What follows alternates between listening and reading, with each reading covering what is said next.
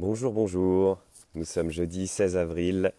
Il est 11 heures, c'est l'heure du dernier épisode. Et oui, notre dernier rendez-vous avec l'écume des jours, c'est aujourd'hui, l'épisode 23, chapitres 65 à 68. C'est le dernier, mais c'est pas le moment de perdre les bonnes habitudes. On commence par notre petit résumé de ce qui s'est passé précédemment. Nous sommes passés par la joie des bonheurs simples, les repas de Nicolas, le pianococktail, l'ami Chic et sa lubie pour Partre, la désirable Alise. Puis place à la romance, Chloé, le nuage rose, le mariage. Mais tout de suite après, l'angoisse du nénuphar, la maladie, les soucis d'argent. Puis au moment où le retour au premier bonheur a semblé possible, c'est la folie et la mort qui ont tout balayé. Exécution sommaire de Chic, assassinat de Jean Solpartre, et pour finir, oui, mort de Chloé. Et il ne nous reste que nos pleurs pour laver tout ce sang. C'est de moi. Mais après tout, Jean Solpartre lui-même, qui n'était pas le dernier pour la rigolade, a dit « C'est pas tout de mourir, il faut mourir à temps ». L'écume des jours, chapitre 65. Les deux porteurs trouvèrent Colin qui les attendait dans l'entrée de l'appartement. Ils étaient couverts de saleté car l'escalier se dégradait de plus en plus. Mais ils avaient leurs plus vieux habits et n'en étaient pas à une déchirure près. On voyait par les trous de leur uniforme les poils rouges de leurs vilaines jambes noueuses, et ils saluèrent Colin en lui tapant sur le ventre, comme prévu au règlement des enterrements pauvres. L'entrée ressemblait maintenant à un couloir de cave. Ils baissèrent la tête pour arriver à la chambre de Chloé. Ceux du cercueil étaient partis. On ne voyait plus Chloé, mais une vieille boîte noire marquée d'un numéro d'ordre et toute bosselée. Ils la saisirent, et s'en servant comme d'un bélier, la précipitèrent par la fenêtre. On ne descendait les morts à bras qu'à partir de 500 doubleçons. C'est pour cela, pensa Colin, que la boîte a tant de bosses, et il pleura parce que Chloé devait être meurtrie et abîmée. Il songea qu'elle ne sentait plus rien et pleura plus fort.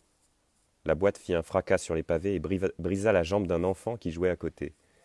On le repoussa contre le trottoir, et ils la hissèrent sur la voiture à mort. C'était un vieux camion peint en rouge, et un des deux porteurs conduisait. Très peu de gens suivaient le camion. Nicolas, Isis et Colin, et 2 ou 3 qu'ils ne connaissaient pas. Le camion allait assez vite. Ils durent courir pour le suivre. Le conducteur chantait à tue-tête. Il ne se taisait qu'à partir de 250 doubleçons. Devant l'église, on s'arrêta et la boîte noire resta là pendant qu'ils entraient pour la cérémonie. Le religieux, l'air renfrogné, leur tournait le dos et commença à s'agiter, sans conviction. Colin restait debout devant l'autel. Il leva les yeux. Devant lui, accroché à la paroi, il y avait Jésus sur sa croix. Il avait l'air de s'ennuyer, et Colin lui demanda « Pourquoi est-ce que Chloé est morte ?»« Je n'ai aucune responsabilité là-dedans, dit Jésus, si nous parlions d'autre chose. »« Qui est-ce que cela regarde » demanda Colin. Ils s'entretenaient à voix très basse et les autres n'entendaient pas leur conversation. « Ce n'est pas nous, en tout cas, dit Jésus. »« Je vous avais invité à mon mariage, dit Colin. »« C'était réussi, dit Jésus. Je me suis bien amusé. Pourquoi n'avez-vous pas donné plus d'argent cette fois-ci ?»« Je n'en ai plus, dit Colin. Et puis, ce n'est plus mon mariage cette fois-ci. »« Oui, dit Jésus. Il paraissait gêné. »« C'est très différent, dit Colin. Cette fois, Chloé est morte. Je n'aime pas l'idée de cette boîte noire. »« dit Jésus. Il regardait ailleurs et semblait s'ennuyer. Le religieux tournait une crécelle en hurlant des vers latins. « Pourquoi l'avez-vous fait mourir » demanda Colin. « Oh, dit Jésus, n'insistez pas. » Il chercha une position plus commode sur ses clous. « Elle était si douce, dit Colin. Jamais elle n'a fait le mal, ni en pensée, ni en action. »« Ça n'a aucun rapport avec la religion, marmonna Jésus en bâillant. Il secoua un peu la tête pour changer l'inclinaison de sa couronne d'épines. « Je ne vois pas ce que nous avons fait, dit Colin. Nous ne méritions pas cela. » Il baissa les yeux. Jésus ne répondit pas. Colin releva la tête. La poitrine de Jésus se soulevait doucement et régulièrement. Ses traits respiraient le calme. Ses yeux s'étaient fermés et Colin entendit sortir de ses narines un léger ronronnement de satisfaction, comme un chat repu. À ce moment, le religieux sautait d'un pied sur l'autre et soufflait dans un tube, et la cérémonie était finie. Le religieux quitta le premier l'église et retourna dans la sacristoche mettre de gros souliers à clous. Colin, Isis et Nicolas sortirent et attendirent derrière le camion. Alors le Chuich et le Bedon apparurent, richement vêtus de couleurs claires. Ils se mirent à huer Colin et dansèrent comme des sauvages autour du camion. Colin se boucha les oreilles, mais il ne pouvait rien dire. Il avait signé pour l'enterrement des pauvres, et il ne bougea pas en recevant les poignées de cailloux. Chapitre 66. Ils marchèrent pendant très longtemps dans les rues. Les gens ne se retournaient plus et le jour baissait. Le cimetière des pauvres était très loin. Le camion rouge roulait et sautait sur les inégalités du chemin, pendant que le moteur lâchait de joyeuses pétarades. Colin n'entendait plus rien. Il vivait en arrière et souriait quelquefois, il se rappelait tout. Nicolas et Isis marchaient derrière lui. Isis touchait de temps en temps l'épaule de Colin. La route s'arrêta et le camion aussi. C'était l'eau. Les porteurs descendirent la boîte noire. Colin venait au cimetière pour la première fois. Il était situé dans une île de forme indécise, dont les contours changeaient souvent avec le poids de l'eau. On la distinguait vaguement à travers les brouillards. Le camion resta sur le bord. On accédait à l'île par une longue planche souple et grise dont l'extrémité lointaine disparaissait dans la brume. Les porteurs lâchèrent de gros jurons et le premier s'engagea sur la planche. Elle était juste assez large pour qu'on y passe. Il tenait la boîte noire avec de larges courroies de cuir brut qui leur passaient sur les épaules en faisant un tour autour du cou, et le second porteur commençait à suffoquer. Il devenait tout violet. Sur le gris du brouillard, cela faisait très triste. Colin suivit. Nicolas et Isis se mirent à leur tour en marche le long de la planche.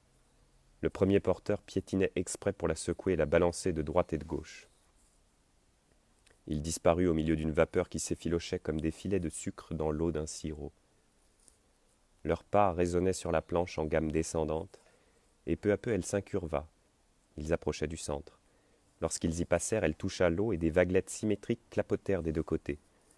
L'eau la recouvrait presque. Elle était sombre et transparente. Colin se pencha à droite. Il regarda vers le fond. Il croyait voir une chose blanche remuer vaguement dans la profondeur. Nicolas et Isis s'arrêtèrent derrière lui. Ils étaient comme debout sur l'eau. Les porteurs continuaient. La seconde moitié du chemin montait, et quand ils eurent dépassé le milieu, les petites vagues diminuèrent, et la planche se décolla de l'eau avec un bruit de succion. Les porteurs se mirent à courir. Ils tapaient des pieds, et les poignées de la boîte noire sonnaient contre les parois. Ils arrivèrent à l'île avant Colin et ses amis, et s'engagèrent pesamment dans le petit sentier bas dont 2 haies de plantes sombres formaient les côtés. Le sentier décrivait des sinuosités bizarres, aux formes désolées, et le sol était poreux et friable. Il s'élargit un peu. Les feuilles des plantes tournaient au gris léger, et les nervures ressortaient en or sur leur chair veloutée. Les arbres, longs et flexibles, retombaient en arc d'un bord à l'autre du chemin. À travers la voûte ainsi formée, le jour produisait un halo blanc, sans éclat. Le sentier se divisa en plusieurs branches et les porteurs prirent à droite sans hésitation. Colin, Isis et Nicolas se hâtaient pour les rattraper.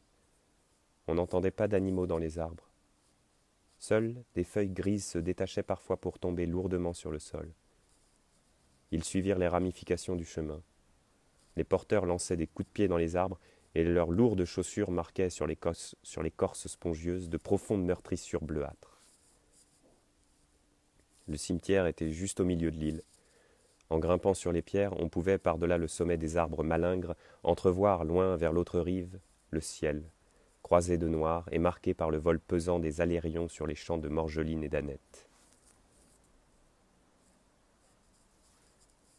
Les porteurs s'arrêtèrent près d'un grand trou. Ils se mirent à balancer le cercueil de Chloé en chantant « à la salade » et ils appuyèrent sur le déclic. Le couvercle s'ouvrit et quelque chose tomba dans le trou avec un grand craquement. Le second porteur s'écroula à moitié étranglé parce que la courroie ne s'était pas détachée assez vite de son cou. Colin et Nicolas arrivèrent en courant. Isis trébuchait derrière.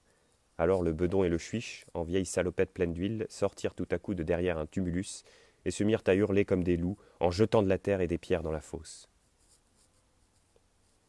Colin était affaissé à genoux. Il avait la tête dans ses mains. Les pierres faisaient un bruit mat en tombant. Le Chuich, le Bedon et les 2 porteurs se donnèrent la main. Ils firent une ronde autour du trou. Et puis soudain ils filèrent vers le sentier et disparurent en farandole. Le Bedon soufflait dans un gros chromorne, et les sons rauques vibraient dans l'air mort. La terre s'éboulait peu à peu, et au bout de 2 ou 3 minutes, le corps de Chloé avait complètement disparu.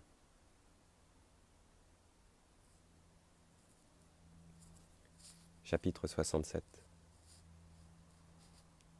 La souris grise à moustache noire fit un dernier effort et réussit à passer.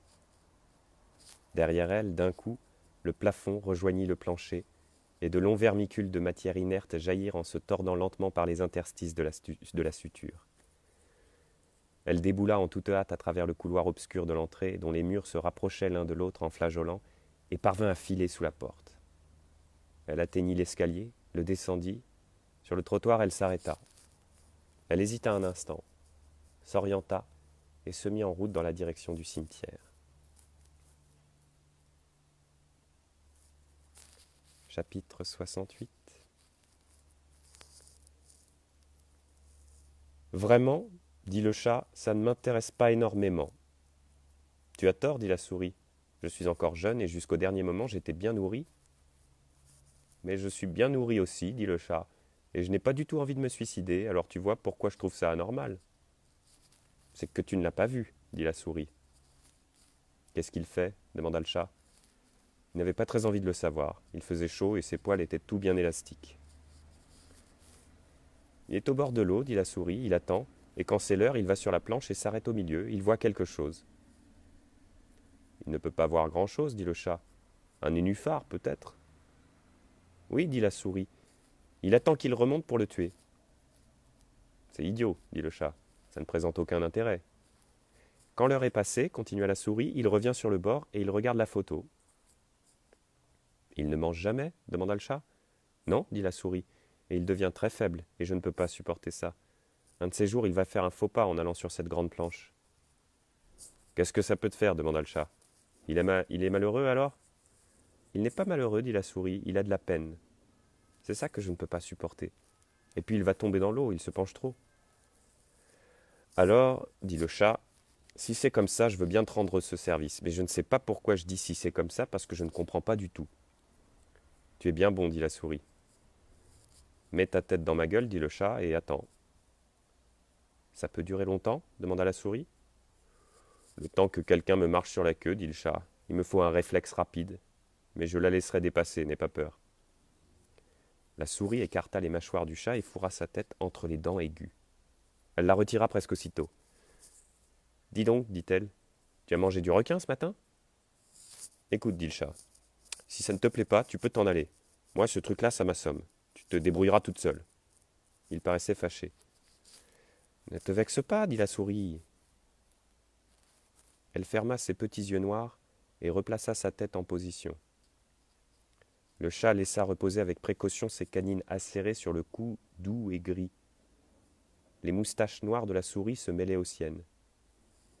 Il déroula sa queue touffue et la laissa traîner sur le trottoir. Il venait, en chantant, 11 petites filles aveugles de l'orphelinat de Jules l'Apostolique. Memphis, 8 mars 1946. Davenport, 10 mars 1946.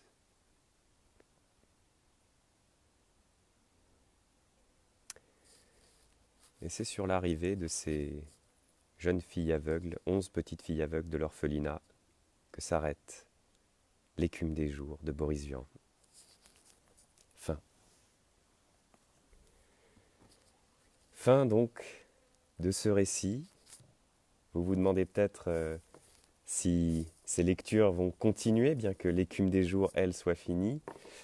Alors, n'étant pas un homme politique, je vais avoir une réponse simple et transparente. Le confinement continue, moi aussi. Je vous donne donc rendez-vous demain à 11 h pour une nouvelle lecture. En revanche, je ne vous dis pas quel sera le texte. Ça reste une surprise. Donc à demain, 11 h pour un nouveau voyage. Très belle journée à vous. Portez-vous bien.